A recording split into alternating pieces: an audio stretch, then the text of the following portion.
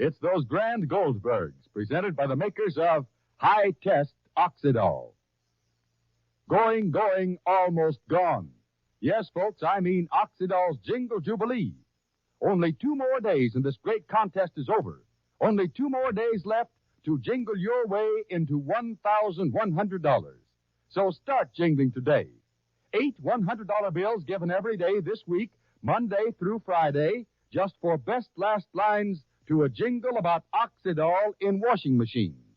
And besides all that, a $1,000 grand prize at the end of the week.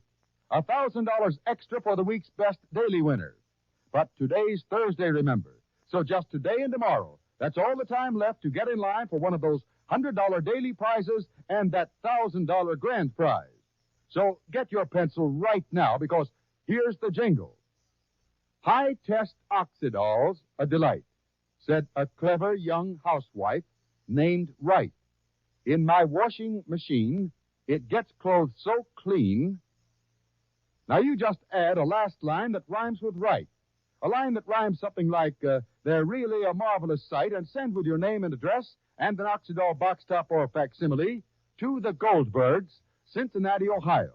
Now that's all it takes to line yourself up to win $1,100 before this great contest closes. Now your entry goes in today's contest if it's received today, in tomorrow's if it's postmarked before midnight tomorrow and received in Cincinnati not later than October 3rd. Now, originality, suitability, and aptness are what count. Residents of continental United States, Hawaii, and Canada are eligible. Winners are announced 1 week after each daily contest. Complete printed lists of winners are available upon written request to the Goldbergs, Cincinnati, Ohio, after the final contest. The same jingle is used throughout the contest. Now, your dealer has it and the rules, and you may send any number of entries, just so each is accompanied by an Oxydol box top or facsimile. So don't let anything stop you from sending 1 or more entries with your name and address to the Goldbergs, Cincinnati, Ohio, today. Now, to be sure and get in line for $1,100 before this great contest closes tomorrow. And wait after today's show for last Thursday's winners. And now, the Goldbergs. Well, the Goldbergs are riding home to New York, and very fast, too. The man they hired, a certain George Stark, is a daring driver. And yesterday, he beat a train to a certain small station. But why? Why? The Goldbergs wanted to know. And then he told them, surprisingly enough, that he was picking up his baby, which he intended taking to his mother. And then we heard what he said to the woman who brought the child, and it sounded very, very queer. What is Stark up to? Listen.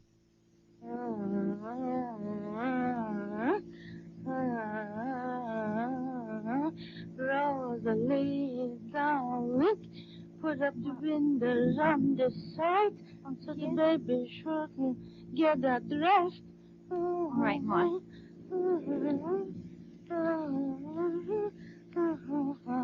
She's sleeping very tightly. Baby's sleeping and Uncle David's sleeping in the trailer. It's all right. You can talk already. She's fast asleep. It's all right. You can talk. Button up your neck, Rosalie, please. All right. Your baby's sleeping, George. That's good. You don't have a radio in this car, do you? No, why? Is there anything you want to hear? No, nothing special. Say, can I trouble you for a cigarette? I'll stop and get some later. I'm sorry, I only have a cigar. Well, I'll have to stop then. He seems awfully nervous to me, Ma. Who's Emily? The chauffeur. To me, too, Ma. Maybe a man alone with a child.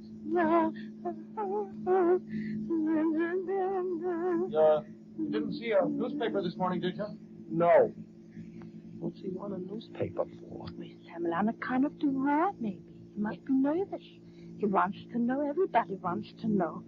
It's like a fever. Why, Samuel, why did you... I don't know, Mother. What did he turn for? We're supposed to stay on Route 6. George, why did you turn off? I want to get some cigarettes. I want to get a newspaper. Well, we'll be putting on about 15 miles that way if we go through the town. That's all right. I'll make it up. The baby's sleeping, Molly. Yeah, she's fast asleep. Say, George, there's a speed limit on these roads. The state troopers... No, I just said... Oh, I thought you said you saw one. Why, you afraid of them? No. Why should I be afraid of them? I just don't want it to cost you anything. We get caught speeding. Afraid, I got nothing to be afraid of. She nearly got up.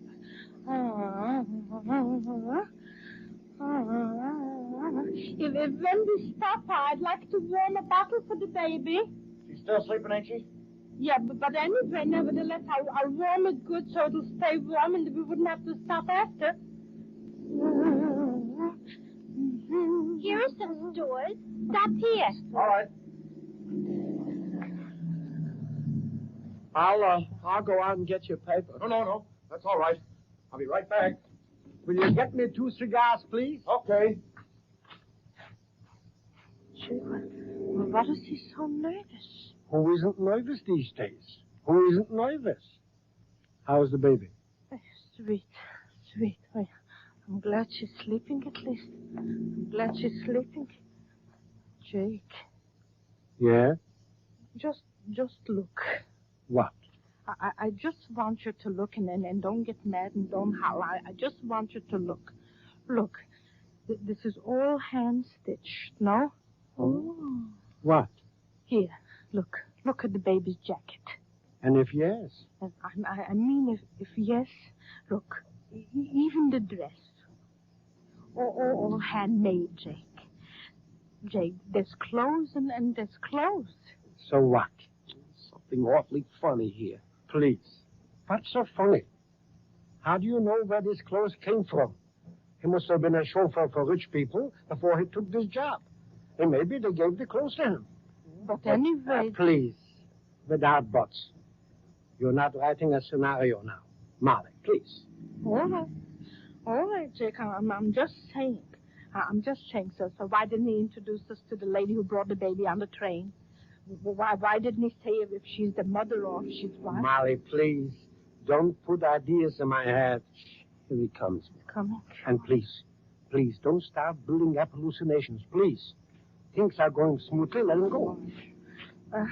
All right, Did you get your paper? Yeah. My cigar, please? Yeah. I forgot to take out the milk. We can do that later. I've got to get to a telegraph office. I want to send a telegram. I'll make up all this time I'm losing for you. Telegram now. Sure. Did you see what you were looking for in the newspaper? Who said I was looking for anything? Well, I only saw it. Sammy.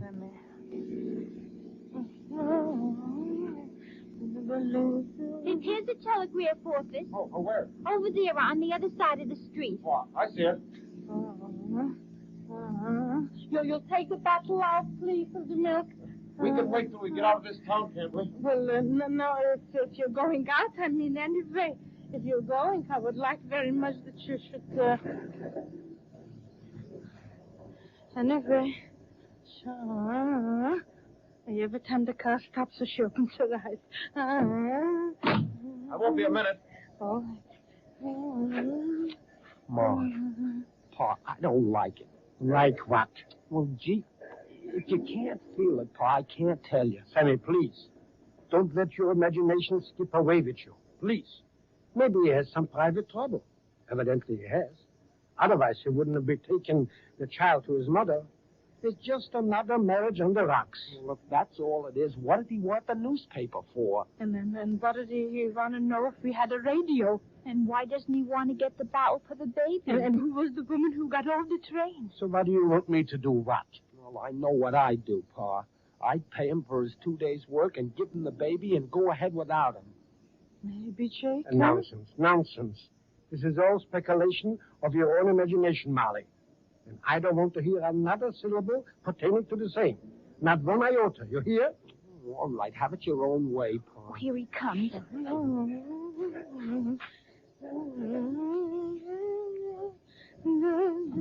Okay. Now, there won't be no more stops for me until I get the kid to my mother. That'll be sometime tonight. Oh, but just 1 minute, please, before you start the car. Just 1 minute. What is it, Molly? Well, take the baby, Miss Rosalie, please. What is it, Molly? Just 1 minute here, Rosalie, please. All right. Sure. I'll be right back. Where are you going? Where are you going? I'll be right back.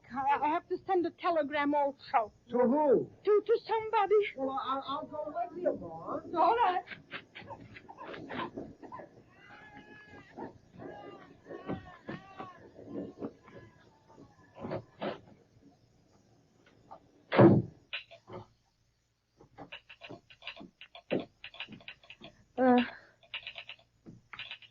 Is anybody?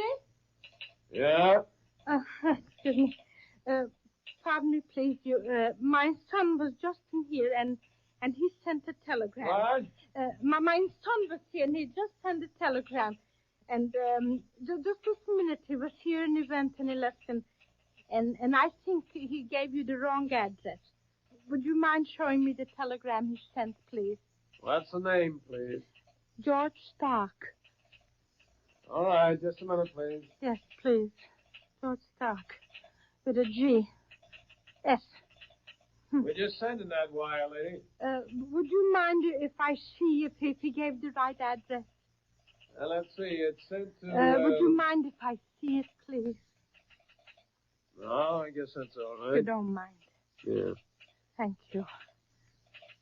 Oh, thank you very much. Oh. Oh, Was that the right address? yes. Yes.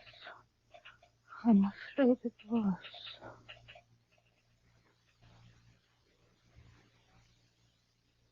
The right address, but what was in the telegram? What did Molly see? And does this throw any more light on George Stark's mysterious doings? Now remember, just today and tomorrow to get in line for $1,100 in Oxydol's Jingle Jubilee. So just add a last line to Oxydol's Jingle and send with an Oxydol box top or facsimile and your name and address to the Goldbergs, Cincinnati, Ohio today. Your dealer has the jingle and the rule. And now, last Thursday's $100 winners. Mrs. E.M. Dibble, Pueblo, Colorado. Mrs. J. Henry Leno, Dallas Center, Iowa. Mrs. Ernest H. Bishop, Quincy, Massachusetts. Mrs. R. M. Ricker, Alcott, New York. Mrs. Mabel B. Jones, Lakewood, Ohio. Mrs. William H. Frank, Philadelphia, Pennsylvania.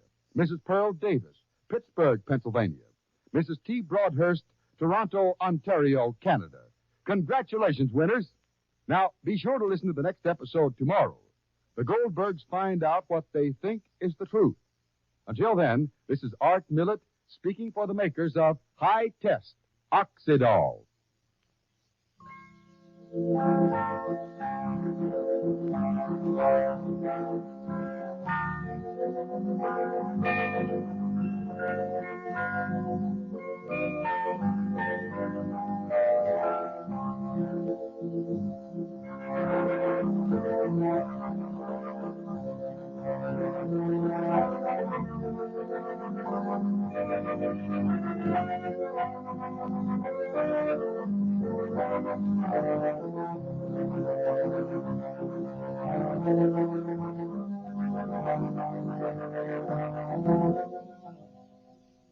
Now, here's an important time change announcement.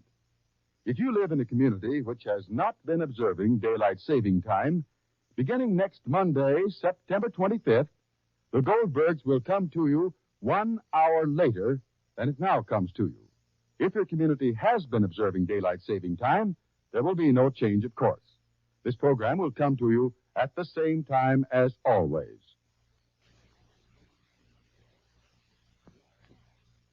It's important to have a radiantly fresh, attractive-looking complexion, and it's wise to use Camay, the gentle, thorough cleansing soap that helps bring out the natural beauty of your complexion. Try Camay, the safe, effective aid to complexion loveliness.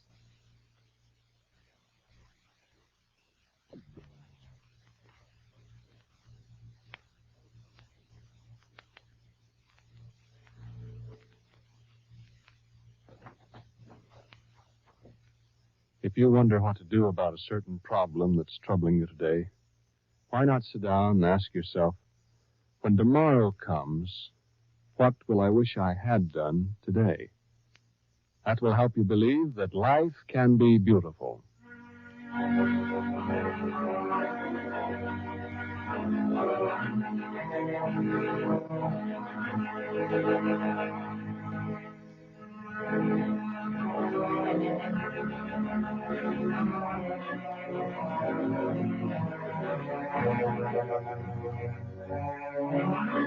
Life can be beautiful. An inspiring message of faith drawn from life, written for you each weekday by Carl Bixby and Don Becker.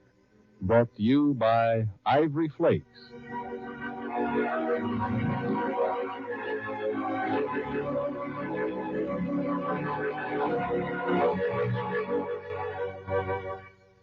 I want to tell you about a pair of stockings that belonged to Miss Helen Lupton. Now, these stockings were treated very hard by day. Miss Lupton's a nurse, you see, so her stockings had to walk an awful lot, climb stairs, stretch and bend. But to make up for the way her stockings were treated in the daytime, Miss Lupton took good care of her stockings every night.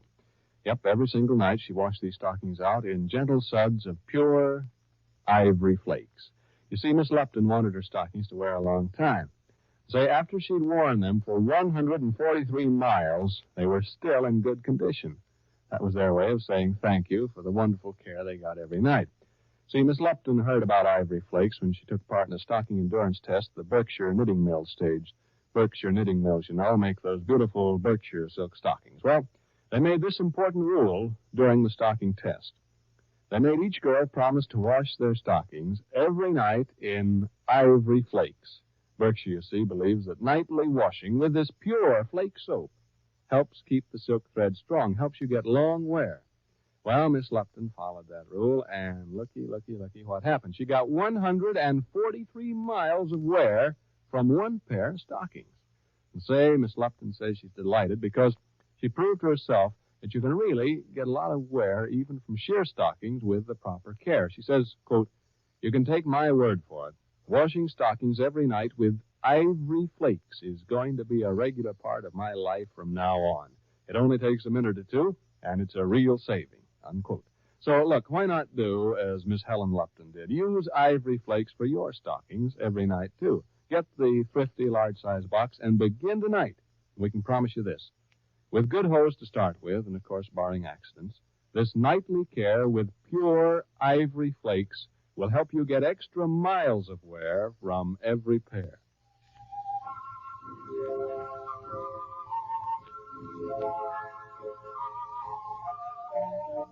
Now again, life can be beautiful.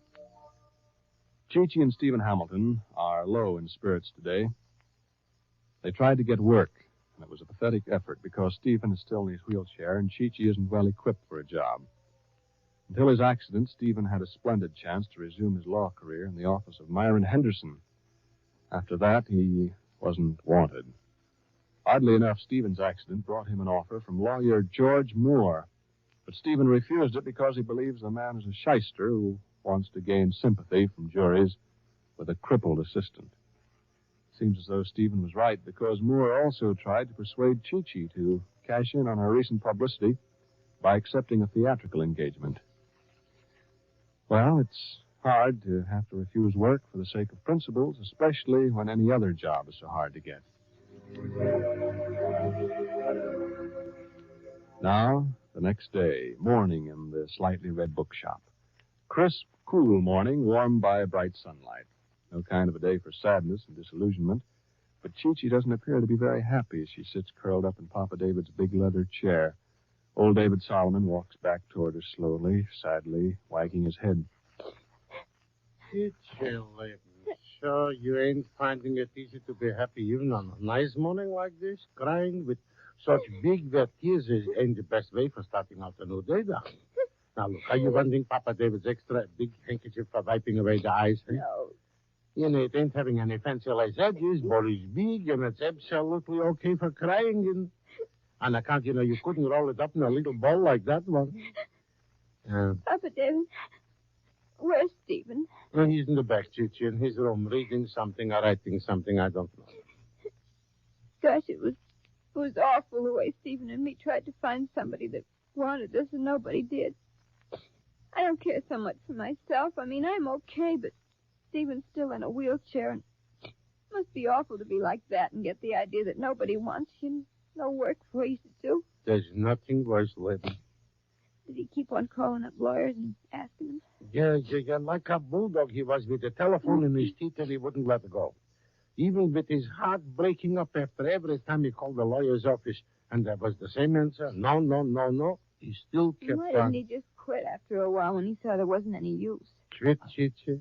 Once when we were alone in the bookshop before you came to live with us, I was maybe had a little sneaking notion that Stephen was, like you said, a quitter on account he wouldn't brace up. But then you came, and now it's different. You see, Leighton, you said call up the lawyer's offices, so Stephen gave out with a promise that he would. So he did. Yeah, and nothing happened. Gosh, I bet it would have been better if I'd kept my mouth shut. What right have I got to go around butting into other people's lives, telling them what to do, and just making them feel worse than they did before? Chichi, Leighton, the future is like a thick veil between us and the tomorrows that are yet to come. What's coming, we don't know. Only what we can see and touch and put our hands on. Mm-hmm. And one of the things is what you give out with saying to Stephen. Don't sit down and hold the hands and wait for life to get beautiful. You got to do something. Maybe that's right. Maybe it's wrong. Maybe it bounces back with good results, sometimes bad. But anyhow, you're doing something. That's okay. That's what I thought, but now I ain't so sure. Hey, fish ain't biting on the hook if the line ain't in the water. So wait, maybe that was a customer. Oh, you go, Papa David. I still got tears all over my face. Okay, Leighton, I'll go. Hey, Jingle. Oh, good morning, please. Good morning. You're Mr. Solomon, aren't you? Yeah, you're positively. I've heard Gigi talk so much about you, and I met you once in the hospital right after Stephen came back. I'm awfully glad to see you again. Yeah. Gigi was talking about me. Oh, you don't know who I am, do you? Well, maybe I should know if I had my faraway-looking glasses on. I'm Kate Henderson. Oh, yeah. Miss Henderson. I just dropped in to see Stephen Hamilton. He's here, isn't he? Oh, yeah. I haven't seen him since he went back to the wheelchair. I was awfully sorry about that. Yeah, I know. Don't be afraid, Mr. Solomon. I'm not going to say anything to hurt Stephen. Honestly, I'm not. I have an idea the Henderson family has hurt him enough. My father's a little rigid in some of his ideas. Wait, please excuse the surprise, Miss Henderson. With a feather, you could knock me over. Wait, Gigi, Oh, is Gigi here, too? Oh, sure. Papa David. Hey, come on, Gigi, quick, come here. Okay, Papa David. Kate Henderson. Oh, gosh, Papa David, it's Kate Henderson. Yeah. How are you, Gigi? I'm fine. I'm just swell. Gosh, am I glad to see you. Say, I haven't got any manners at all, have I? Come on back and sit down. Yeah, sit down, Miss Henderson. You sit and talk with Chichi, and I'm going back and tell Stephen what kind of company he's got calling on him. Maybe he ain't even got his hair combed yet. Thank you, Chichi. So, this is the Slightly Red Bookstore. Yeah, and that was Papa David. Hey, is that right, what Papa David said about you coming here to see Stephen? Well, yes, you don't mind, do you? I wanted to see you, too, but I've got some business with Stephen. Gosh, no, I don't mind. You say some business with Stephen? What kind of business? What's it about? I mean, oh, gosh, I haven't got any right to ask you that, have I? I'm afraid I'm too excited to remember about my manners. Oh, you don't have to worry about manners with me. We're old friends. Yeah, sure. Let's just sit down here. If you get down in Papa David's old chair, it's kind of hard to get out of it. Thanks. Well, Gigi, my honorable parent is fit to be tied. Is he? What do you mean? Mad. Mad as the West End. Oh, he is, huh? Mm-hmm. I don't know whether you know it or not, but it seems that Stephen has been calling around to other law offices in the city, trying to get a job. Well, what's wrong with that? Why, Dad thought Stephen was still on his payroll. Oh. Oh, you mean the checks he said he'd send to Stephen for a while just in case he got well? Yes. Several of his friends have told him Stephen's been calling around and asking for a job, and, well, you can imagine how Dad would feel. Yeah. I guess so. I mean, well, what do you mean? Is he really sore? Because is he going? Say, that's awful having your father mad at Stephen. It's awful. Well, maybe it isn't. You know, Dad's funny. He's just as sweet as he can be, but he's a lawyer. And sometimes he even seems to think like one of his musty old law books. I guess all lawyers are like that. Stephen, too. By the way, didn't Stephen get the check Dad sent him on the letter? Oh, yes. Yes, he did. But he said he wasn't going to take charity. If he couldn't work, he wouldn't take Mr. Henderson's money, so that was out. Oh. Maybe you don't understand how it is with a man like Stephen, Katie. Well, Papa David calls them principles, and Steve calls them ethics. They make people do funny things. What Stephen wanted and what he still wants is the chance to do something, not to get paid for something he isn't doing. You see what I mean? Yes, I understand. You do. And you know all about ethics and things. Why, Chichi, I was raised on them. Breakfast, lunch, and dinner. Ethics. Oh, then you know what I'm up against trying to do anything with Stephen. Perfectly. I've had it all my life with Dad. Say, I like you. Well, it took you long enough to get around to it. Well, I didn't get to know you very well out on the boat, but... Oh, gosh, if Mr. Henderson is sore, that's bad. Chichi, what do you suppose I've got in this package? Oh, I don't know. I give up. What is it? Some papers. Records and letters and things. Yeah? It's all about a case that's in Dad's office. It seems that a man named Witherspoon claims he was defrauded and... Gosh, Kate, you mean it's something for Steve to work on? A law case? That's right. It's a complete found on the whole business. It's all mixed up, so I don't know what it's all about, but it might be a big case. And the law firm of Henderson and Henderson wants Mr. Stephen Hamilton to study it and work on it and see if this Mr. Witherspoon has any, what do they call it, cause of action. Oh, you mean it's a case and your father wants Stephen to work on it and make up a thing about it? Will he do it? I mean, will he accept the checks Dad wants to send him if he has some work to do? Will he? Oh, gosh, I'll say he will. That's what he wants, work, not just money. He wants to be a lawyer, not a sponge. Hey, I just thought of something. You know, calling up all those other lawyers was all right, because if he hadn't done that, your dad wouldn't have got mad. And if he hadn't have got mad, he wouldn't have sent you down here with a case for Stephen to work on. Hey, you never know, do you? I mean, you never know whether something you do is going to turn out bad or good, but you just got to keep on doing something just the same. Stephen was trying to get any kind of a job, and now look, he's got one, his own job back again because he tried to get one somewhere else. You wait right here, Kate. Now, don't you go anywhere. Don't you move. I'll be right back. Stephen! Hey, Steve, come out here, quick! Stephen!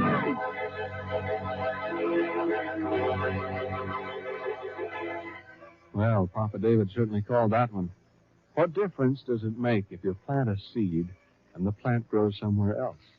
Or, if you want to look at it this way, an arrow shot into the air comes home to roost.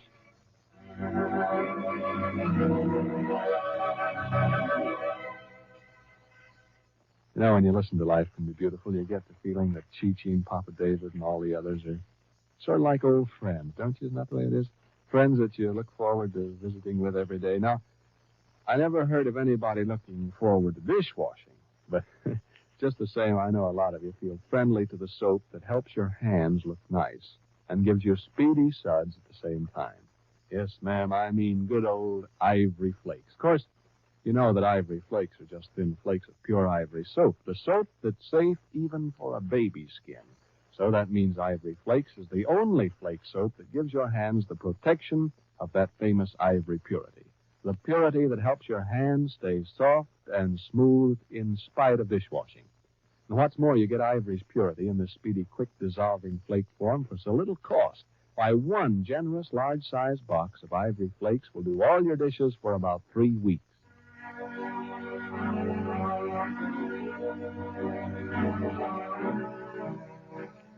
Tomorrow, The scene will continue.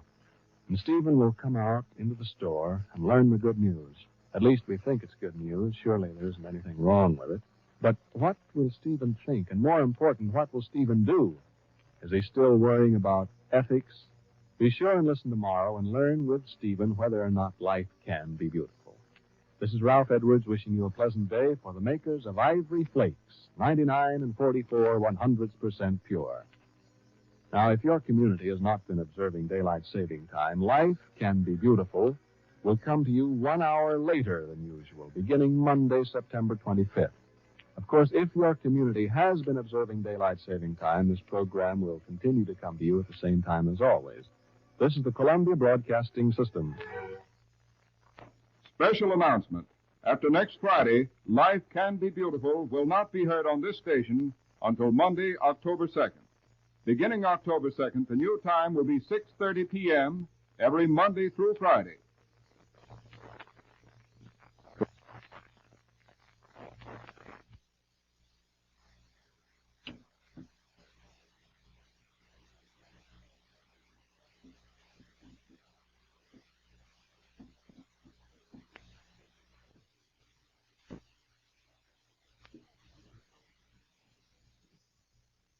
.30 the correct time, WJSV, Washington.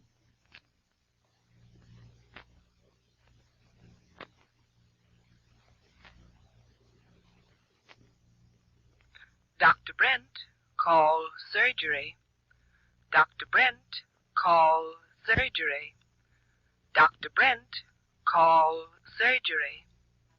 Road of Life, the dynamic story of Dr. Jim Brent.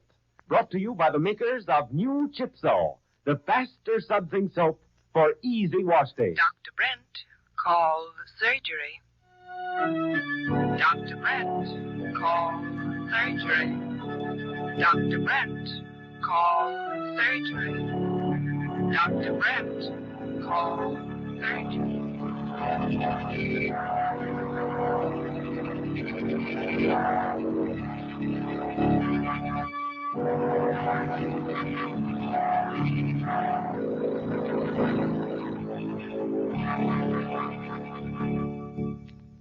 Let me tell you about something that's sensationally new.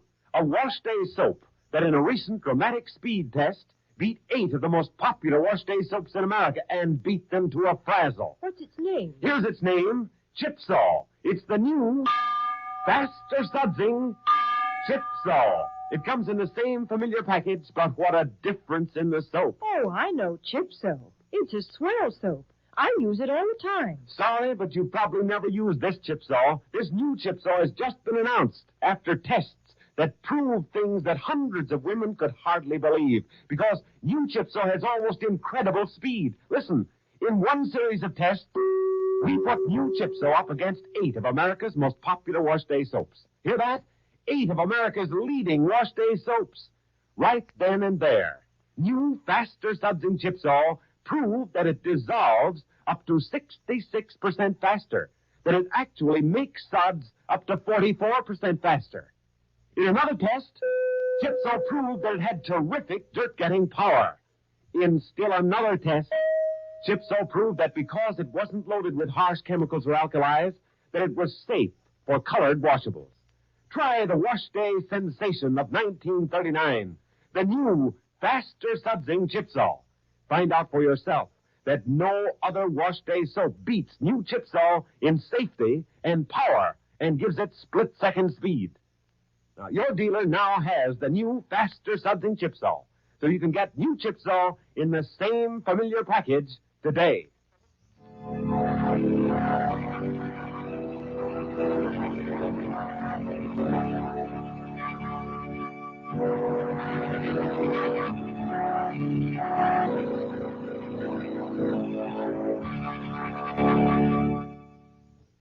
And now, Road of Life.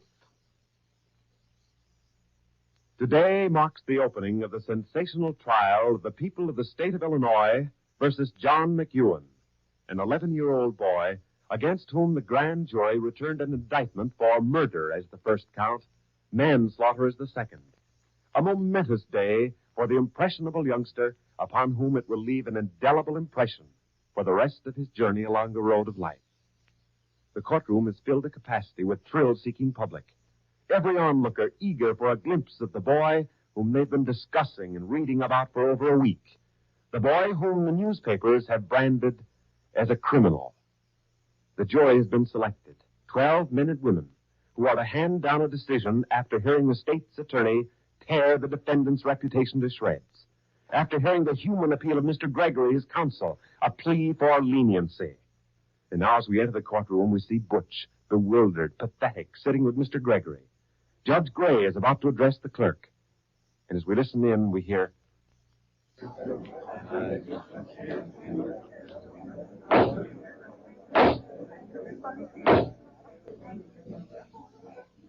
Swear the jury, Mr. Clerk. Kindly rise and raise your right hand. You and each of you do solemnly swear by the ever-living God that you will well and truly try the issues joined herein, and a true verdict render according to the law and evidence. We do.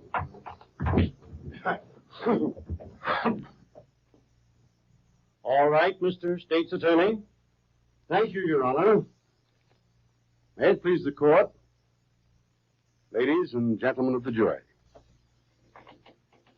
At this time, I would like to offer you my congratulations for having been selected to hear this, which may prove to be a very interesting and unusual case. After having been questioned by myself and the counsel for the defense, we feel that you men and women are of the type who are qualified to hear and judge this cause, which is now going to trial before you. Yours is an important duty, it is obvious. A young boy is on trial before you, and you are to determine fairly and impartially, from the evidence which is given from the witness stand, the guilt or innocence of the defendant. Now, when you took the jury box, you were not expected to leave all your life's experiences outside the courtroom. You were expected to use the same good sense and judgment that you use in all those experiences. Listen carefully to all the evidence, and based on those experiences and the knowledge which you obtained from them during your lifetime, you will be able to decide whether or not this boy is guilty of the crime with which he has been charged. At this time, I feel it is my duty to warn you that merely because this boy is but 11 years of age, you are not to consider that fact or let it govern your decision. After you've heard all the evidence, the court will instruct you that any infant over 10 years of age may be found guilty of any crime or misdemeanor if the evidence so warrants. I should also at this time like to warn you that the fact that a child is on trial should not affect or arouse your sympathy should the evidence indicate that he is guilty. The defense may and probably will, no doubt, attempt to play upon your sympathies and to win... Please. I'm going to object to this state's attorney's trying to influence the jury with whatever the case and the defense might be at this time. The objection is sustained. Thank you. Mr. State's Attorney, kindly confine yourself to outlining the case to the jury and remain within the province of an opening statement. I'm sorry, Your Honor. I meant no offense. Ladies and gentlemen of the jury, the question to be weighed is one that must be decided upon consideration of strict right only.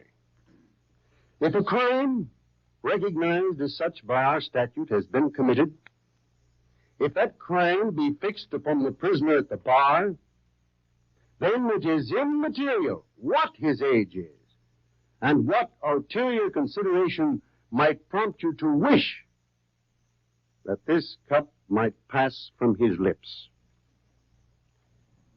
Your sworn duty, your obligation as citizens concerned in the preservation of the social order as friends of the law and interested in its preservation all speak with one voice. And that voice is awfully distinct. Do your duty and let the consequences fall upon those who have recklessly, brutally, and criminally violated the most fundamental laws of society. Who has steeped his hands in the blood of his fellow being, and who denies doing so, is a wicked homicide. Your Honor, I don't know why the state's attorney insists on making his speech at this time. I believe that he should be warned to confine himself to the opening statement, which Your Honor permitted him to make at this time. Mr. State's Attorney, proceed with your outline. Very well, Your Honor. Ladies and gentlemen, this is the prosecution of John McEwan, the defendant, for the crime of murder and the crime of manslaughter. This accusation against the prisoner we expect to sustain by the following evidence. That on the 24th day of August last, John McEwan armed himself with a loaded pistol and with the intent to kill, did fire that pistol at one Margaret Allen, striking her in the right upper chest, and that as a result of that gunshot wound, Margaret Allen died. We intend to show that earlier in the day, this defendant had an argument with Margaret Allen. We intend to show that he sulked around that entire day, that as day grew to an end, the passion to take the life of Margaret Allen grew within the mind and breast of this defendant, and that on the date aforementioned, he turned upon the deceased and inflicted wounds from which Miss Allen died on the fourth day. This, ladies and gentlemen, is the simplest possible statement of the case. I have avoided the mention of circumstances which will necessarily appear in evidence. If we shall prove these facts by the testimony we shall bring forward, we will have made out our case, and your duty will be to award that crime the penalties prescribed by law. Order! Order in the court.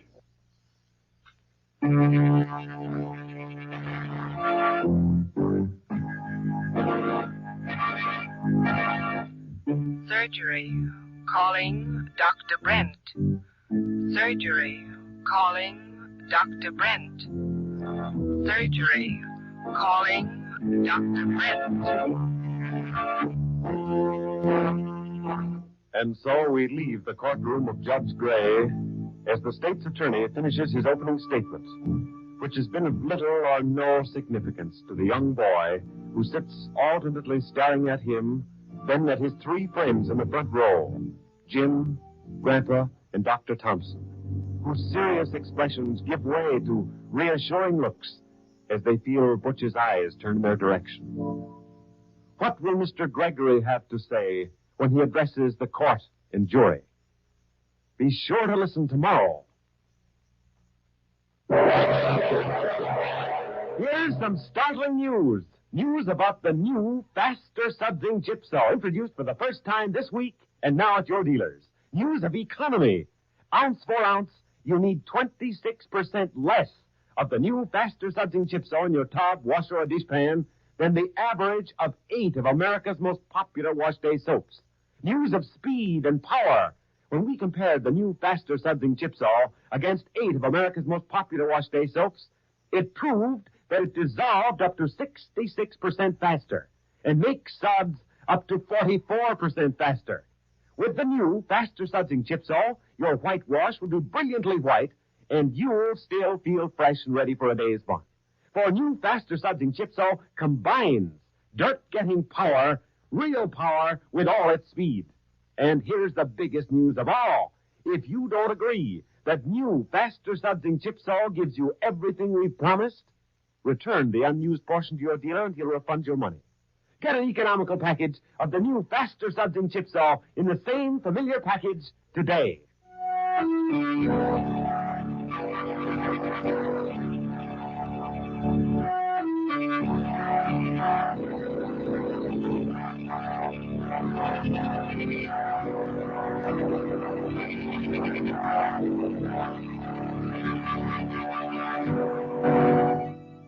What can Mr. Gregory say when he addresses the jury? Is there any way that the attorney can possibly prove to the court that a third person was present at the time of the fatal shooting of Margaret Allen? Be sure to tune in again at this same time tomorrow. Listen to Road of Life. Attention, please, for an important announcement of a change in time for Road of Life. If your community has not been observing daylight saving time, Road of Life will come to you 1 hour later, beginning next Monday, September 25th. However, if your community has been observing daylight saving time, Road of Life will come to you at the same time as today. This is Stuart Metz, speaking for the makers of Chipso, and wishing you good afternoon.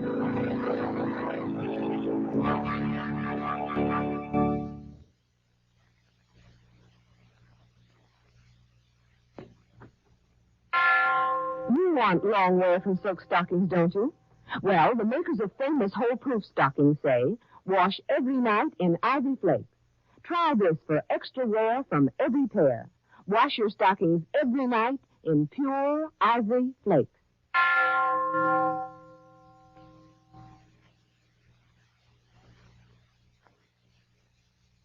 To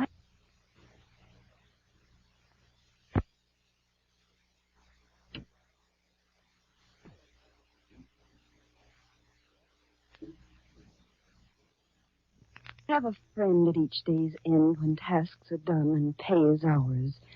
To hold faith high and not ask why. To love someone. This day is ours.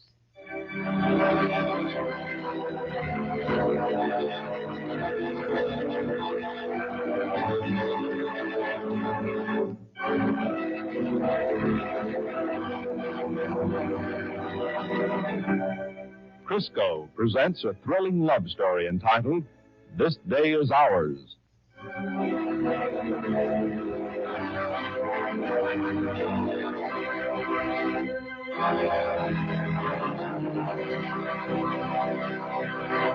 Say, here's a tip for all you ladies who expect to enter cake baking contests this fall. Now listen closely, because I'm going to tell you how to walk off with practically every blue ribbon in the place. And here's how. You just get new Sure Mix Crisco and use it with your regular cake recipe. Why, your cake will be so much higher and lighter and tenderer than any cake you ever made before with any other shortening you can buy that the judge will probably suspect you of trickery. But, lady, it won't be trickery. It'll be the result of the greatest shortening discovery in 29 years. Yes, new Sure Mix Crisco is now vitally different from any other household shortening we know of. Why, it'll even act differently in your mixing bowl. All your ingredients will mix more thoroughly, more completely, and you'll have an entirely new type cake batter that'll give you cakes that are lighter and tenderer than any cake you ever made before. And, oh, boy, what a grand eating cake it'll be. Why, before Procter & Gamble introduced new Sure Mix Crisco, hundreds of cakes were made in the Crisco kitchens. Each cake was measured. Then Sure Mix Crisco cakes baked up higher, as much as 15% higher, depending on the type of cake. And, lady, that's the kind of cake you can get with new Sure Mix Crisco. Higher, lighter, tenderer cake. Far better eating cake than you've ever made with any other household shortening we know of. Now, when you go to get new Sure Mix Crisco, just ask for Crisco, because this new vitally improved shortening has been packed in the same familiar Crisco can with the same familiar Crisco label. There's been no change on the outside, but what a change there is in the new Sure Mix Crisco inside. So, why don't you plan right now to enjoy the 3 wonderful cake-making advantages new Sure Mix Crisco now brings you? Yes, change to new Sure Mix Crisco today.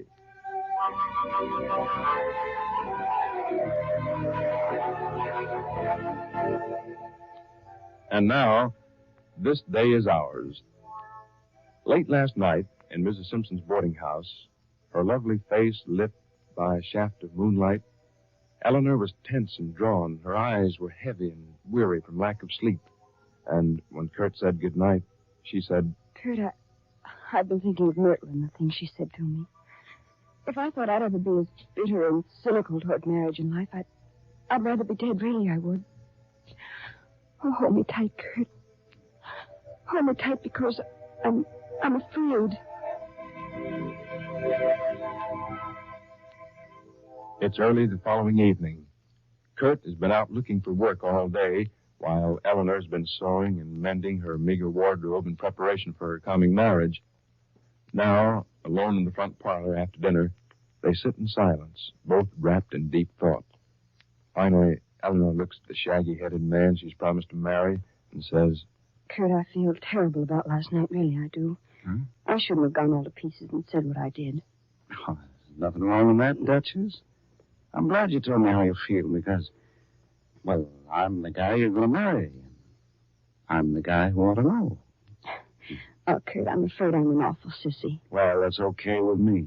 I don't like hard-boiled women anyway. But I shouldn't have let Myrtle Simpson break me up that way. But I couldn't help it, Kurt. She sat there and told me exactly how I felt about marrying you without a job or any real hope for the future.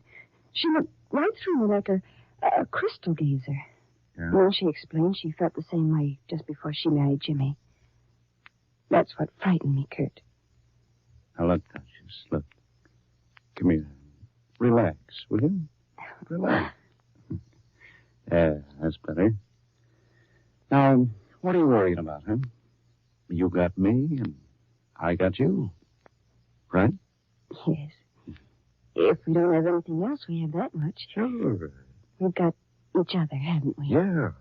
You know, I'm much of a philosopher, Duchess, but this much I do know. A home, a family, all life has to begin just like we are. Man and woman. Mates. Adam and Eve didn't have anything. They did all right, didn't they? I don't know my Bible very well, but I can't remember it saying anything about Eve getting bitter and cynical and fed up with married life. Kind of they didn't have any money or pretty clothes. And, of course, maybe I'm not a good guy like Adam was. Oh, yes, you are. At least you are to me. Well, then we can't miss. And you won't ever be like Myrtle. You're not that type. I don't think Myrtle was either before she married Jimmy. I thought so at first, but I don't now, Kurt. That's why I was so scared. Maybe this marriage without money or any hope of money does something to you. It certainly did something to Myrtle. Now, look, I won't let it do anything to you, Duchess. I promise you. Kurt, do you think we did right in turning down Miss Farnsworth's job? We don't want to wait a whole year to get married, do we, Duchess? Huh? No, I guess not, Kurt. I don't. Oh, of course. Kurt, who's that? Huh? Oh, hello, Kurt. Hello. Hello, Jimmy. Is Grandma here? No, she isn't, Jimmy. I think she's out playing off that euchre tournament that you had last night. She tied with a Garfield flash and upset the whole euchre world. Oh, Kurt, you clown. Of course she did. Eleanor, look, I hate to bother you with this, but... Well, you knew Myrtle and you talked to her. You've seen the way she's been acting. Jimmy, is something wrong? Yes, I've been out all day looking for a job, and when I came home, she was all dressed up, fit to kill. I don't know where she got the money for a new dress, but she's got one. She's going out dancing. Oh, don't let her go, pal. Put your foot down. Well, I did, but she's going just the same. Yeah, I see. Say, Duchess, I'd like to talk to Jimmy alone.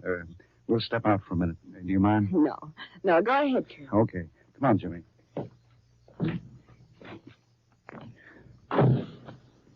Jimmy, is she going out with another man? Oh, I don't know, but I do know what it'll mean if she goes out tonight, Kurt. This is the first time she's done it, and when she does, I'll lose her. No, you won't, Jimmy. I know I will. She's sick of staying in that hole we live in. Sick of not having pretty clothes. Not going out because I can't afford it. Oh, Kurt, I love her so much. I don't want to lose her. I was going to ask Grandma to come and talk to her, but she isn't here. So, how about you and Eleanor seeing what you can do with her? Well, she was all right for a couple of days after Eleanor talked with her. Gee, I don't want to get you mixed up in my affairs, but I'm at the end of my rope. I need help. You know, Jimmy, I don't like for Eleanor to hear too much about this kind of stuff. After all, we're getting married ourselves. Oh, I know you are, but Myrtle thinks Eleanor and you are swell. She might listen to you. Oh, please, Kurt. Come on over and talk to her before it's too late, will you? Help me, please. Well. Hey, Duchess, do you think you'll need a wrap? A wrap, Kurt? What for? You and I are going over to Jimmy's house.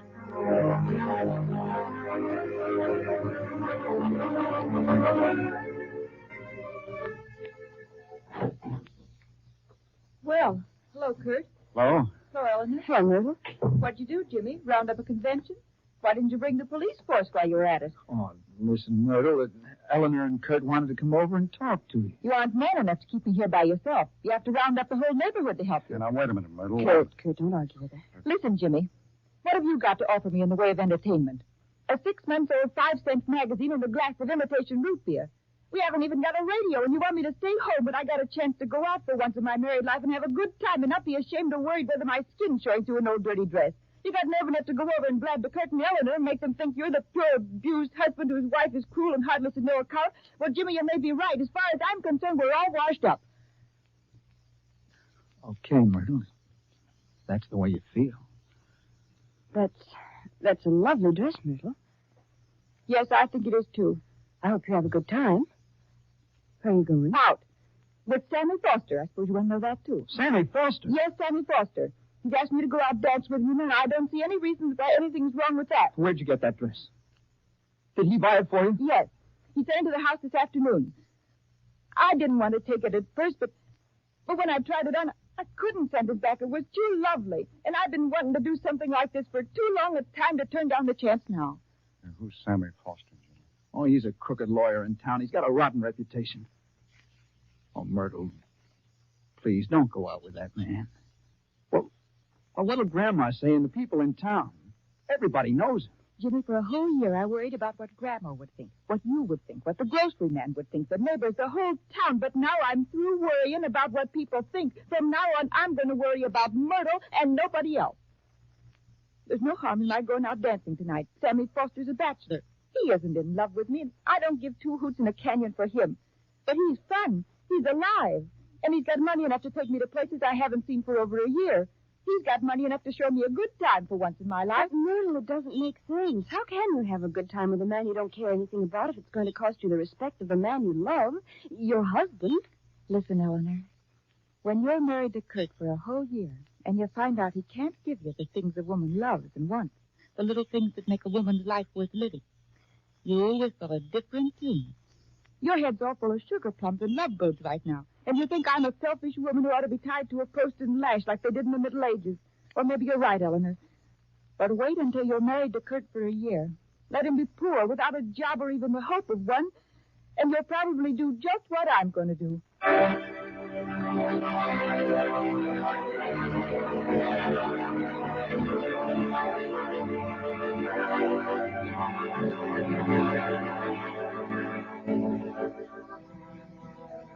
Poor Myrtle Simpson, bewildered, disillusioned, unable to find happiness for the man she married. Will her pathetic story influence Eleanor and Kurt, even though they are now determined to marry?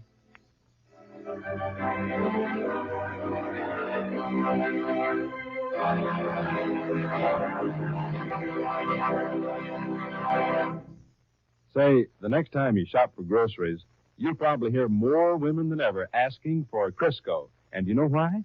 Well, Crisco isn't just Crisco anymore, that's all. No, ma'am. It's new Sure Mix Crisco now. And it brings you 3 new wonderful cake-making advantages.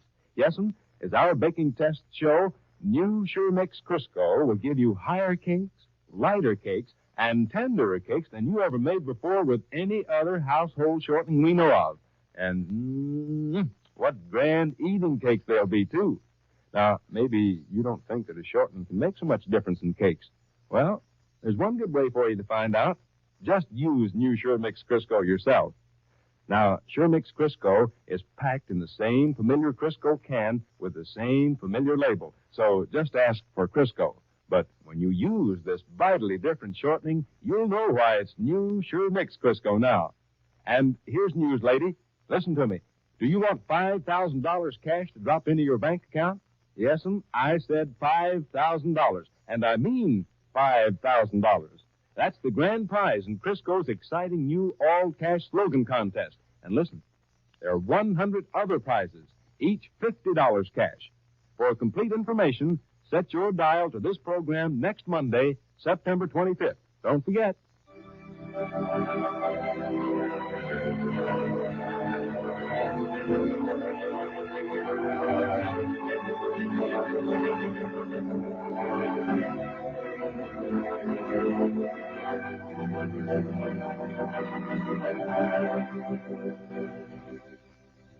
Now, tomorrow, Kurt Curtis talks turkey to Myrtle Simpson.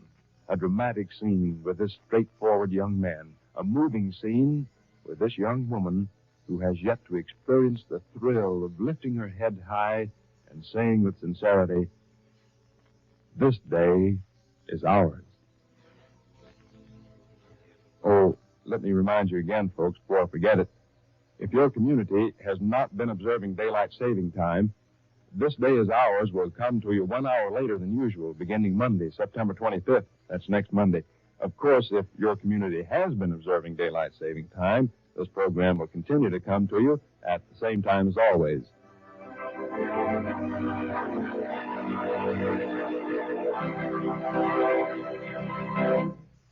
This is Melvin Allen wishing you a good day for the makers of Crisco. This is the Columbia Broadcasting System.